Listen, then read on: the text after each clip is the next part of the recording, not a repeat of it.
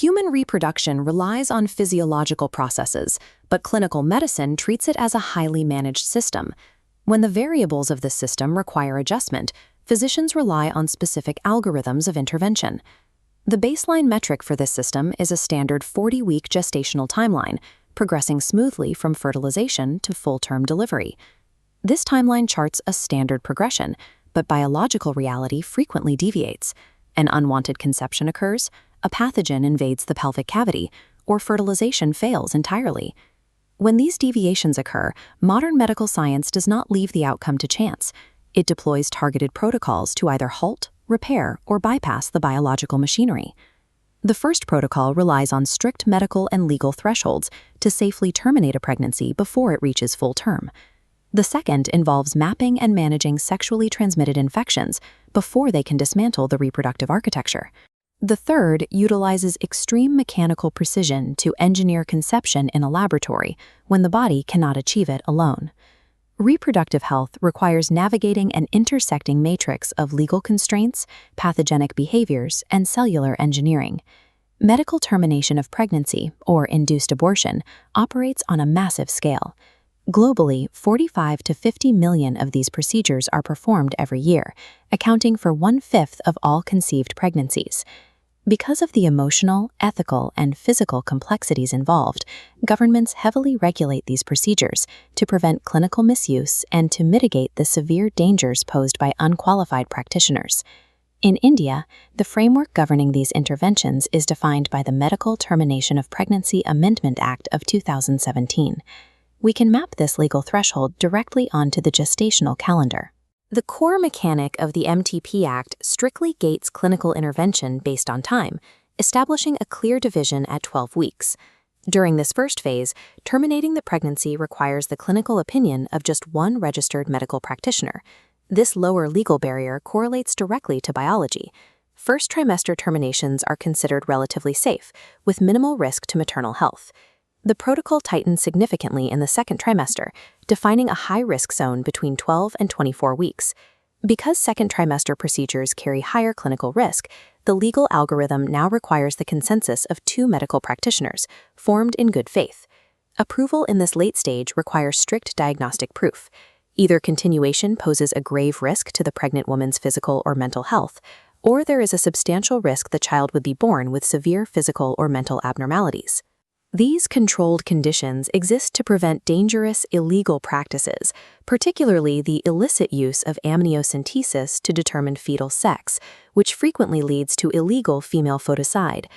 By utilizing gestational time as a proxy for clinical risk, the MTP Act binds legal permission directly to biological development. The second pillar of intervention targets external disruptions, sexually transmitted infections, or STIs. Some of these pathogens carry immense historical and societal weight, demonstrating what happens when viral infections spread without an accessible cure. This split-screen matrix categorizes common reproductive pathogens by their clinical outcomes. On the right are incurable viral infections like hepatitis B, genital herpes, and HIV. On the left are fully curable infections like gonorrhea, syphilis, and chlamydiasis. However, curable STIs contain a dangerous clinical trap. Infected females are often entirely asymptomatic in the early stages, creating a prolonged latent phase.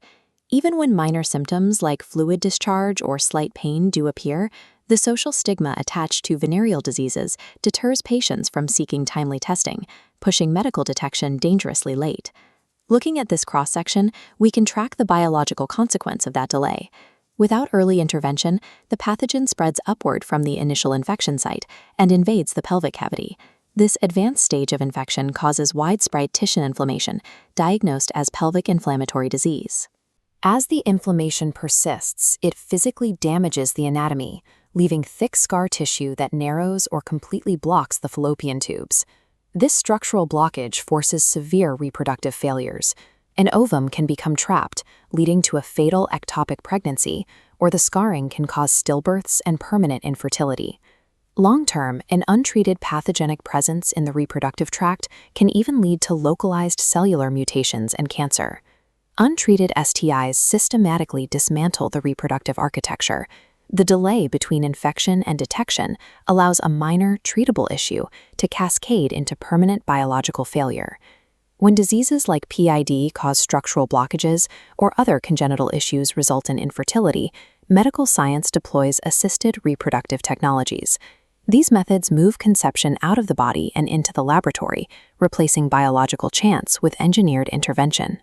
The baseline technique is in vitro fertilization, a process that simulates the internal conditions of the human body to achieve fertilization in a glass dish. Ova and sperm are collected and induced to form a zygote. Once fertilization succeeds, the next step depends entirely on the math of cellular division. This diagram maps the initial development of the embryo as it splits into 2, 4, and then 8 cells, known as blastomeres. The exact number of blastomeres dictates where the embryo will be surgically inserted. If the embryo is in early development, with up to 8 blastomeres, it follows the first pathway, zygote intrafallopian transfer, or ZIFT. This transfers the zygote directly into the fallopian tube, mimicking the natural timeline where early cell division occurs while the embryo is traveling toward the uterus. If the embryo has progressed past the 8 blastomere stage, it follows the second pathway, intrauterine transfer. These older, more developed embryos bypass the fallopian tube entirely and are transferred directly into the uterus to complete their development. In vitro fertilization requires a precise calculation, matching the specific cellular maturity of an embryo to its exact anatomical destination. Standard IVF is highly effective, but assisted reproductive technologies also provide targeted procedures to bypass highly specific biological deficits. For example, a female patient might have a viable uterine environment capable of sustaining a pregnancy, but an inability to produce her own ova. To solve this, clinicians use gamete intrafallopian transfer. An unfertilized ovum collected from a donor is placed directly into the patient's fallopian tube, allowing in vivo fertilization to occur naturally inside the body. Other cases present severe microscopic barriers, where sperm are physically incapable of penetrating the outer layer of the ovum. The bypass is intracytoplasmic sperm injection. A specialized glass needle physically forces a single sperm directly into the egg cytoplasm, guaranteeing penetration. If the primary issue is male factor infertility, such as a very low sperm count in ejaculates, artificial insemination techniques can be used to concentrate and artificially introduce semen directly into the uterus. Every acronym in the ART toolkit, from GIFT to ICSI to IUI, functions as a bespoke mechanical bridge, engineered to cross one highly specific point of biological failure. This unified matrix maps the entire clinical reproductive system.